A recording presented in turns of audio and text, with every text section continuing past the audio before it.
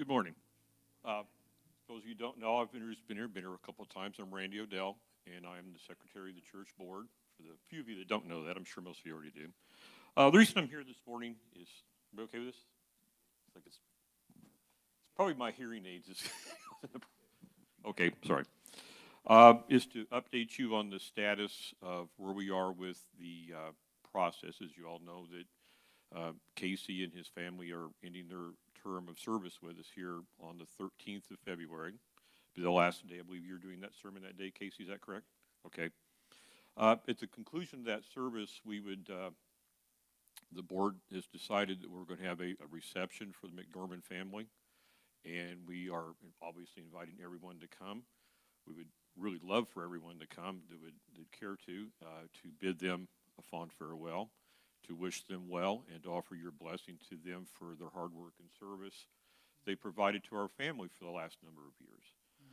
So please put that on your calendar.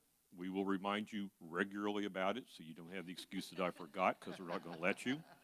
And I'll put right out. We expect to see you there. Okay, that's appropriate. It should happen. It needs to happen, and we do expect to see you there. That being said, the process that comes into place as a result of this is that we now have to find ourselves and go through the process of selecting a new senior pastor. The board has initiated that process. Dr. Estep, who's the district supervisor for our district here, met with us last Thursday and went through the process with us. It's kind of an involved and perhaps arduous, definitely lengthy process that we're going to have to go through, and that's very purposeful. There's a reason why it's done the way it's done. It's a deliberate process. It's given all the respect and dignity that it deserves, because it's important. Who the new pastor is going to be, that we find someone's a good set for us and that we're a good for them, because it works both ways. If you don't have both, you're not going to have an outcome you want. Nobody will be happy. It just doesn't work out all that well. Essentially what's going to happen is over the next several months, I guess, we will do a survey. And basically what the survey, I call it a survey, it's a profile. We create that. This is who we are. This is who makes up our congregation. This is what our community looks like.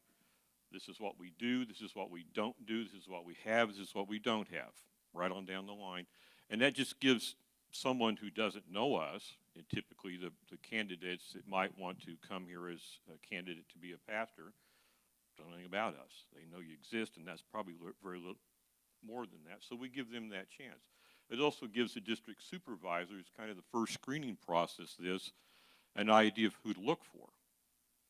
And he can kind of narrow down a list of candidates to select 3, 4, 2, however many it is, candidates that would be good matches in their estimation or his estimation to bring it to the board.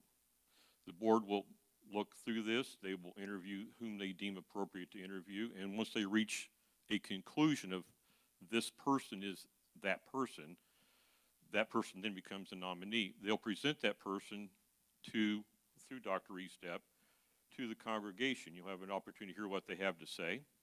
You have a chance to meet them. You'll have a chance to ask them questions and make your own decision about what you think, whether they be a good fit or not. Once we get through all of that, then we'll have an election of the church body. And if the proper numbers are reached on the vote of that day, then that person will be offered a job as a senior pastor. Then they have a decision whether they want to accept it or not. Assuming they do, we have a senior pastor, and we go on with our lives from there. Casey went through the very same process. That's how he got here, and that's how his replacement will get here. Okay. In the meantime, again, this takes several months. There's no definitive period of time it takes. It takes what it takes. It's what it really boils down to. We'll have an interim pastor. The board extended an offer to Pastor Bill Kirkemo. He's accepted that offer, and he'll be our interim pastor effective after the 13th, assumedly. And he'll be our interim pastor for however long it is until we appoint and nominate and bring on board our new pastor. Okay. At this time, does anybody have any questions of me that I might be able to answer, or if I don't know the answer, I will run to ground and get you an answer? Okay, very good. Thank you very much. Jamie?